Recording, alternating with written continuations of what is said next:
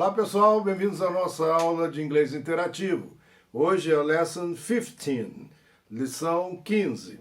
Buying a shirt é o título, comprando uma camisa. Buying a shirt. Como sempre, vamos fazer a leitura, depois voltamos e fazemos a leitura comentada. São dois personagens, o Dan e a Maria, e começa pelo Dan, e ele diz... excuse me. Hello, sir. May I help you? Yes. Can I see that shirt on the top shelf, please? Sure. Here it is. How much does it cost? $50. $50? That's too much. How about this one? It's on sale for only $35. I don't like that one. How about the one next to the black gloves? It's very similar to the one you like. That's nice. How much is it? $30. That'll be fine. Is this color okay, or would you like a different color? That blue one's fine. Do you need any more of these shirts? Yes. How much do you want? How many do you want? I'll take 2 more. A red one and a white one. Bom, essa é uma lição que tem bastante coisa de gramática, né? Excuse me, com licença. Hello, sir. Olá, senhor. May I help you? Posso ajudá-lo, né? A Maria é a vendedora. Ela diz, may I help you? Ou ela poderia também falar, can I help you? Porque na hora de perguntar, a gente pode usar can ou may, né? São verbos modais, vamos falar isso nas aulas de gramática. E aí o Dan responde, yes, sim, né? Can I see? Ele poderia também falar, may I see, né? O may é M-A-Y, né? Como está na frase anterior.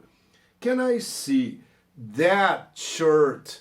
Olha, that é tudo que está longe da pessoa que fala. That pode ser aquela, se estiver longe da vendedora, ou pode até ser essa, se ele tiver a roupa que ele está apontando estiver perto da vendedora. Então, cuidado. That pode ser aquele, aquela, aquilo. Está longe de mim e está longe da vendedora, está longe da pessoa que me ouve. E that pode ser esse ou essa ou isso, que está longe de mim, mas está perto da pessoa que me ouve. Então, that é tudo aquilo que está longe de quem fala. Para nós, o longe de quem fala pode ser aquele, aquela, aquilo, esse, essa, isso, ok? Então, can I see that shirt? Posso ver aquela camisa on the top shelf, please? Na prateleira do alto, top shelf, né? O top, no topo, né? Naquela prateleira do alto, por favor. Can I see that shirt on the top shelf, please? Sure, claro. Here it is. Here it is. Porque a gente pode juntar esse T do it is com som de R aí nessa emenda, né? Falando rápido. Here it is. Aqui está. O está em inglês requer um sujeito, né? Por isso a presença do it. Os verbos nos tempos simples, os verbos em geral em inglês, não admitem sujeito oculto, inexistente ou indeterminado. Em geral, porque tem algumas exceçõezinhas que a gente vai ver nas nossas aulas de gramática. Mas o it está aí por uma exigência da gramática, né?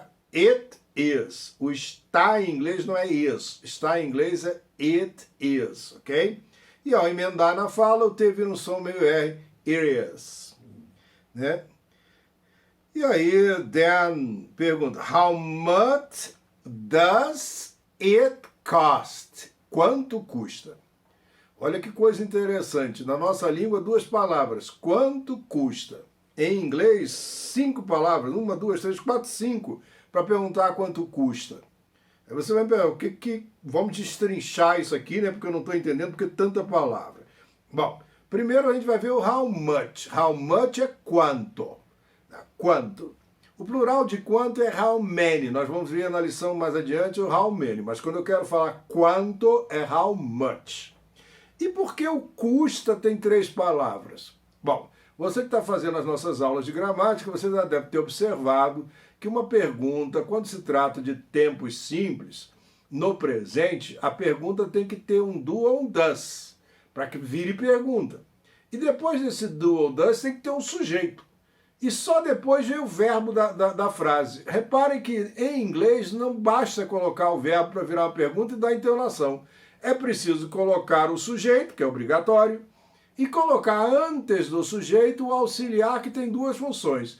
Indicar que aquilo é uma pergunta e indicar o tempo da pergunta. No presente a gente usa do ou does.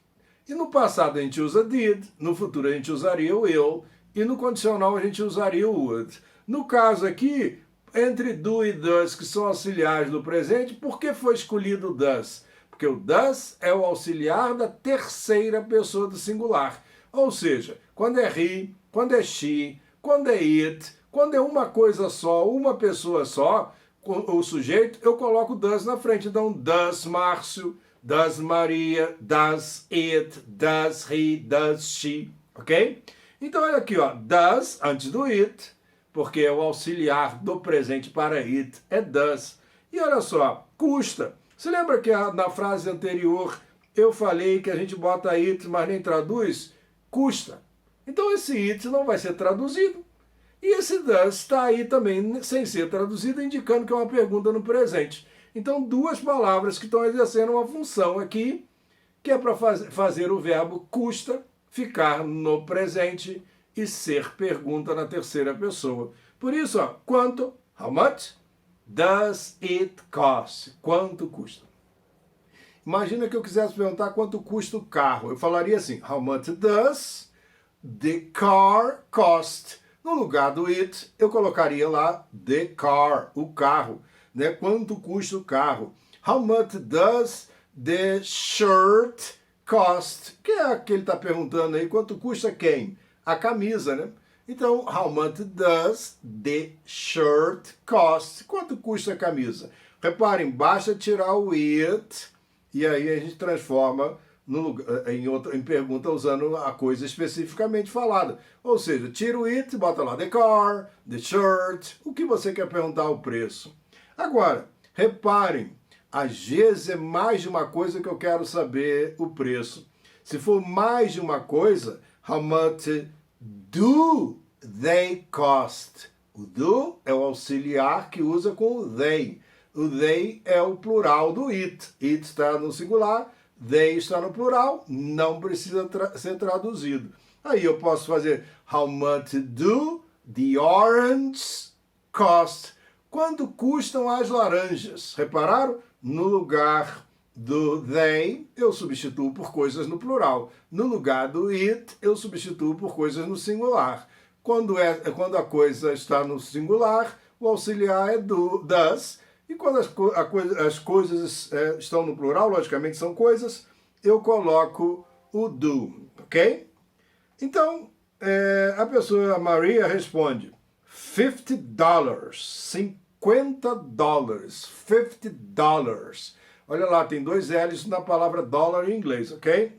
E o Dan responde, $50? Eu até botaria uma exclamação aí, porque ele ficou espantado com o preço, né? That's too much. Isso é muito. Too much. É demais. É muito. Muitíssimo. Né? Much é muito. Too much é mais do que muito. Isso é muito caro, né? That's too much. E aí a Mary responde, how about this one? Reparem, that é o que a gente usa para o que está longe de quem está falando. This a gente usa para aquilo que está perto da gente que está falando. Então essa vendedora provavelmente está com uma camisa na mão e fala this. How much does, né? Aliás, how about, que tal, né? Que em inglês e quanto a, e ou que tal, esta one. Que one é esse?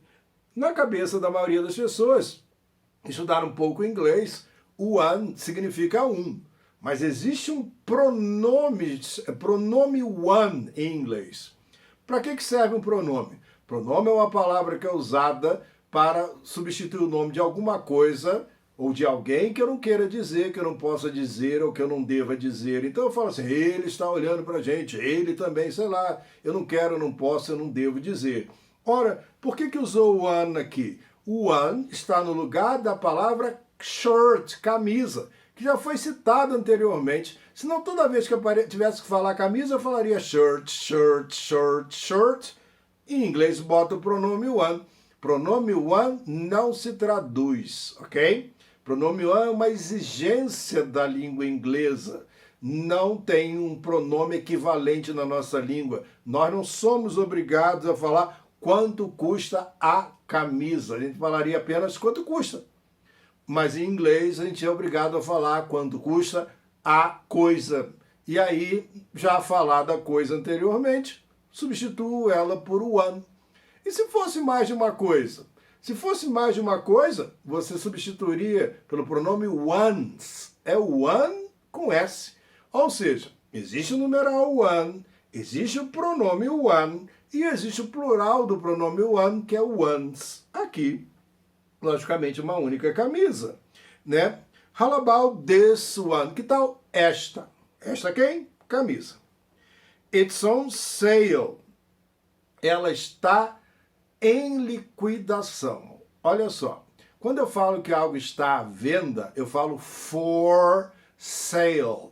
F-O-R, for sale. Olha a pronúncia do L-E-O. Sale, for sale. Mas quando a coisa está em liquidação, ele fala on sale. On sale. Ou seja, it's on sale for only $35. Ela está em liquidação por apenas $35. E aí o Dan diz, I don't like that one. Eu não gosto dessa. Tá longe dele, né? That, tá perto da vendedora. Eu não gosto dessa quem? One, dessa camisa. O brasileiro não falaria, eu não gosto dessa uma. Ele falaria, eu não gosto dessa. Simplesmente, não teria necessidade de botar pronome nenhum, poderia parar no that. No inglês é obrigado a dizer a coisa, ou então colocar o pronome one. That one. Eu não gosto dessa. E aí a Maria diz, how about, que tal, the one, olha aí o one tá no lugar de quem? Camisa, né? Que tal a next to the black gloves, perto das luvas pretas. Olha, que tal a quem? A camisa, né? Mas a gente falaria em português, que tal a perto das camisas, das luvas pretas? No inglês, depois do artigo, tem que colocar a coisa, e aí, no caso, foi substituída pelo pronome one. How about, que tal, e a perto das luvas pretas, por exemplo. It's very similar. Ela é ou apenas é, porque a gente não é obrigado a traduzir o it, né? É very similar, é muito similar, é muito parecida to the one, com a que você gostou. To the one you like. E mais uma vez, o anda no lugar de quem? Camisa, veio o artigo, não poderia deixar de colocar a coisa logo depois do the, ou coloca shirt, ou coloca o pronome one. Então, é muito parecida com a que você gosta. Aí você fala assim, mas a gente não falaria em português a que você gostou?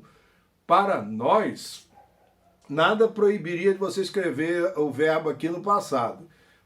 Mas é uma questão cultural dos americanos, as pessoas que falam inglês em geral, elas, quando a coisa acabou de acontecer, enquanto a gente está falando com outra pessoa, eles ainda mantêm o verbo no presente. E aí nós não temos esse hábito de manter o verbo no presente para coisa que aconteceu há um minuto, alguns segundos atrás, durante uma conversa. Então, na hora de traduzir, você traduza como passado, mas saiba que esse verbo está no presente. por não termos o hábito de usar passado para presente para coisas que acabaram de acontecer, é que a gente tem que fazer essa tradução livre. Mas eles têm o hábito de usar a coisa no presente quando ela acabou de acontecer ao longo de uma conversa. Ah, eu parei a conversa, dei uma volta, eu voltei. Aí a pessoa usaria o verbo no passado, ok? Continuando, né? E aí o Dan responde, that's nice. Esta está legal. Nice, bacana, bonito pra coisa, né? How much is it? Quanto é? Olha lá, o não é it is. Para virar pergunta, o it is tem que virar is it. Com verbo to be, a gente passa o sujeito para frente para virar pergunta. Imagina se não tivesse sujeito. Eu não teria como virar pergunta porque ia ficar um is apenas, né? Então, olha lá. It is, quando eu afirmo, is it para virar pergunta. Quanto é? Reparem, quanto é o carro? How much is the car? Ok? Quanto é a casa? How much is the house? Agora, e se fosse quantos são? Sei lá, as laranjas, as bananas. How much are they? Porque são em inglês é they are, né? Aquele T-H-E-Y, they are, do verbo to be. Na hora de fazer pergunta, they are vira are they. Aí eu quero saber quanto custam os carros, né? How much are the cars? Quantos são os carros? Are they? Are the cars? Aquela mesma lógica. Reparem que aqui é quanto é, né? E lá em cima, quanto custa. O verbo custar, ele exige aqueles auxiliares que nós usamos, do, does. Agora o verbo to be não. O verbo to be ele é tratado de maneira diferente, né? Quem já está vendo gramática aí, deve estar vendo o verbo to be e vendo como ele é tratado de maneira diferente. E aí a Maria responde, $30. 30, né? Esse 30, que a gente tem um TY no final, a gente não pronuncia esse T quando é americano falando normalmente, né? Não é proibido, ele pode falar 30, mas ele vai falar 30, 30, matando o T e passando o R direto para o Y. $30. $30. E aí o Dan responde, that'll be fine. Ora, estará bem. É isso que está escrito aqui. That will be fine. E that o quê? Isso que você disse, will be fine. Estará bem. Aí você fala, que raio de frase é essa? Eu acho que eu nunca ouvi um brasileiro falar isso estará bem quando a gente vai fechar um negócio. Sabe como é que a gente fala em português? Está bem. A tradução aqui tem que estar no presente. Por que tem que estar no presente? Porque nós não falamos estará bem. É uma questão cultural. Vamos analisar essa questão. Quando alguém fala assim, vou te pagar na sexta-feira, vamos imaginar que hoje seja segunda. O brasileiro fala assim, está bem. Será que está bem na segunda-feira? Eu acho que estará bem na sexta-feira. Então a lógica deles, a maneira de pensar deles é um pouco diferente da nossa, né? Quando você pagar, estará bem. Quando eu fechar o negócio, quando eu pagar, estará bem, ok? Então, o fato deles usarem uma expressão no futuro não nos obriga a traduzi-la como futuro, porque ficaria algo que não faz muito sentido para nós. Mas, culturalmente, nesse momento em que ainda a coisa vai se concretizar lá na frente, eles usam essa expressão no futuro. Então, estará bem. That will be fine, né? Fine. E aí a Maria responde, do you need any more of these shirts? Você precisa mais alguma dessas camisas? Any more, né? Algumas mais algumas of these shirts. Olha só, ela tem um monte de camisa em volta dela e ela pergunta se ele precisa de mais algumas dessas camisas, né? Que estão ali pertinho dela, né? This, no futuro. No futuro não, no plural. Então, ele responde, yes. Sim. E a Maria pergunta, how many? Olha lá, how much é quanto. How many? Quantos, quantas. E aí, ó, plural de how much? How many. How many do you want? Quantas você precisa? How many do you want? E aí o Dan responde, I'll take 2 more. I'll take. I will, all, né? I will take. Levarei. Take, levar. I'll take 2 more. 2 mais. Ou seja, a gente falaria mais 2. I'll take 2 more. E aí, né? A red one and a white one. Uma vermelha e uma branca. Por que tem o one aí? O adjetivo vermelho precisa da coisa adjetivada. Ou ele falaria a red shirt, uma camisa vermelha, and a white shirt. Em vez de falar shirt, substituiu pelo pronome one. Aqui não é numeral. Então, a red one and a white one. O and, a, a gente poderia juntar o D com a, e o N com a, white, não falo e o T trava, white one, ok? Emendando ali. Então, pessoal, vamos retornar lá em cima e vamos fazer a leitura, né? Leitura completa. Buying a shirt. Excuse me. Hello, sir. May I help you? Yes. Can I see that shirt on the top shelf, please? Sure, here it is. How much does it cost? $50. $50? That's too much. How about this one? About this one. Mata o T do about, tá? How about this one? It's on sale for only $35. I don't like that one. There one. How about the one next to the black gloves? It's very similar to the one you like. Vou voltar aqui, ó. Black gloves, ok? Dá essa freada no black. Black gloves. That's nice. How much is it? $30. That'll be fine. That'll be fine. Sem falar o E do final. Is this color okay? Pega o R do color junto com ok, né? Is this color okay? Or would you like a different color?